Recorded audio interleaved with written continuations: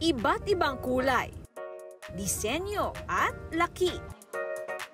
May mukhang cute na monster, hayop, o umiiyak na cartoon character. Ganito ang bagong nauusong anik-anik o bag charms na bet maging ng celebrities tulad ni Marian Rivera, Heart Evangelista, at forever young star Nadine Samonte. Masaya lang po. Gustong-gusto ko po.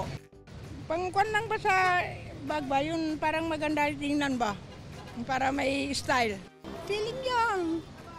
Although senior na tayo. So, happy lang. Happy life. Enjoy. Si Lorien Sawi, bukod sa pagbebenta, naengganyo na rin mangolekta. Sobrang nahihil po yung inner child ko talaga na okay, nabigyan ako ng pagkakataon na magkaroon ng ganito. Pero hindi na lang sa bag niya yan sinabit, kundi pati sa kanilang Christmas tree. Kasi nung bata po ako, ayan, alam niya na tatay, na talagang wala po kaming sariling Christmas tree sa bahay. Improvise lang po, like yung food color, kakanawin po siya sa tubig, tapos ilalagay dun sa pahabang plastic po. Tapos yun po yung ihahang namin sa totoong halaman po.